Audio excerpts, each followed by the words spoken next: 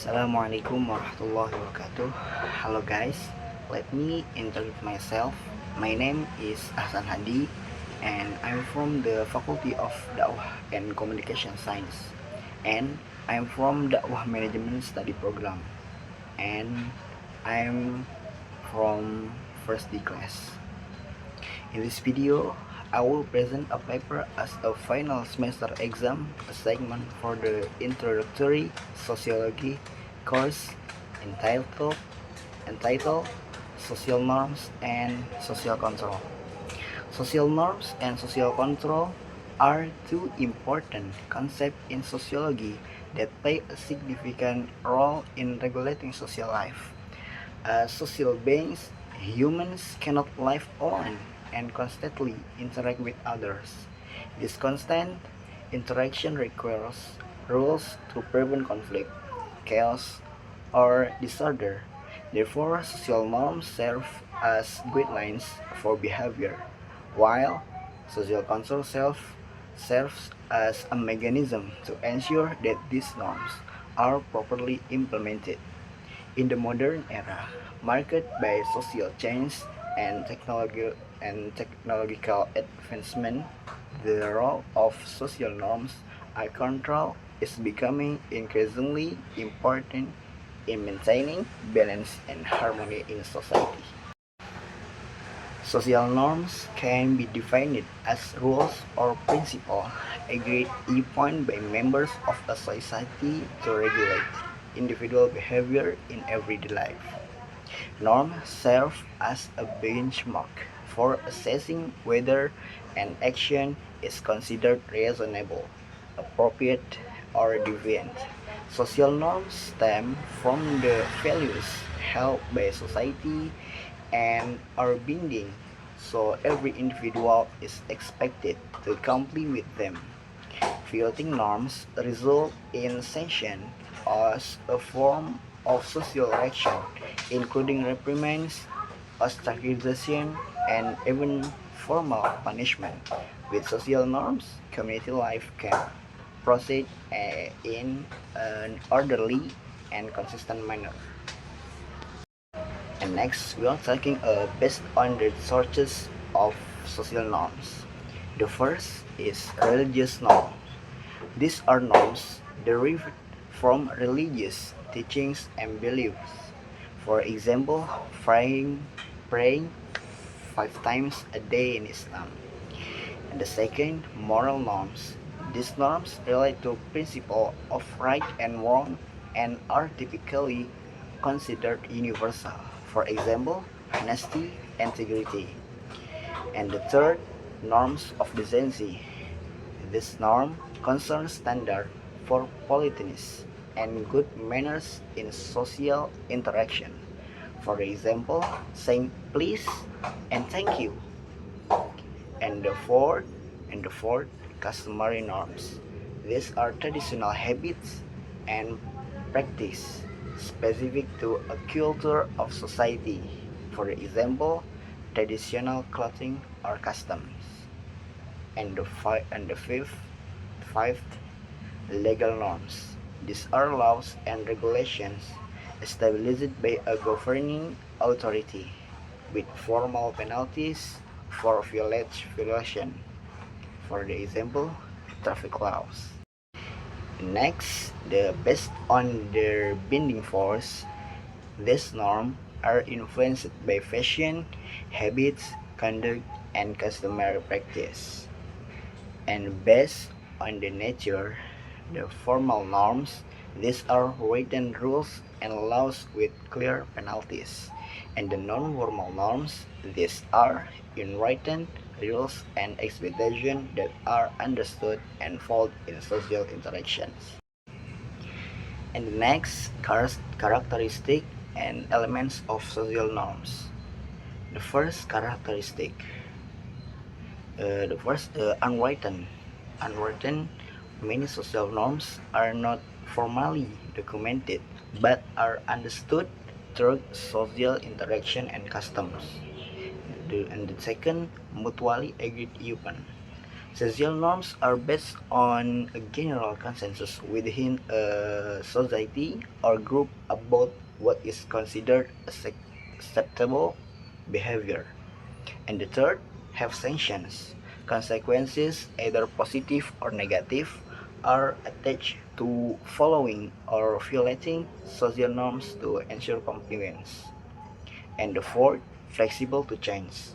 Social norms can evolve over time in response to change social values, belief, and circumstances. And the second from elements, the first commands. These are directives that specify what action are expected or required in certain situation. And the second, prohibition. These are restrictions that forbid certain behavior or action that are deemed unacceptable. unacceptable. And the third, sanctions. There are the reward or punishment used to enforce compliance with social norms, reinforcing desired behavior and discouraging deviations. And next, we talking about function of social norms. The first, the first function is as guidelines for behavior. Social norms provide a framework for individuals to understand how they should act in various situations, ensuring predictable and acceptable behavior. And the second function is maintaining social order. By setting standards for behavior, social norms help to keep society structured and organized, reducing chaos and conflict. And the third functions is ensuring stability and justice. Social norms promote fairness and predictability, which contribute to a stable society where individuals can trust that rules will be applied consistently. And the fourth function is regulating social interaction among members of society. Social norms govern how people interact with each other, fostering respect, cooperation, and mutual understanding within the community. Okay, after we talking about social norms, now we talking about definition of social control. Social control is a mechanism that functions to direct and regulate the behavior of individuals and groups so that it conforms to the norms prevailing in society. This mechanism can be preventive, serving as an effort to prevent social defense, or repressive, taking about taking the form of actions to deal with violation that have already occurred. The main purpose of social control is to maintain harmony between social stability and social change. To that, social life remains harmonious and orderly despite experiencing dynamic change. And now, talking about forms of social control according to conjoining right. The first is say reprimands. These are verbal or non-verbal expression of disapproval used to correct behavior. For example, scolding someone for being late or giving a disapproving look. And the second, sanction or punishment. There are these are formal penalties or consequences imposed on individuals who violate social norms or laws. For example, fines, imprisonment, or community service. And the third is education. This involves teaching and learning process that instill values, norms, and expect acceptable behavior within a society, for example, schools and family teachings. And the fourth is religion. This refers to the use of religious belief and practice to influence behavior and maintain social order. For example, moral teachings and religious laws. And now is function of social control. The first function is strengthening belief in social norms. Social control mechanism reinforce the importance of social norms, making people more likely to adhere to them. And the second, providing rewards. Positive reinforcement encourage compliance with social norms through recognition and incentives. And the third, developing a sense of shame.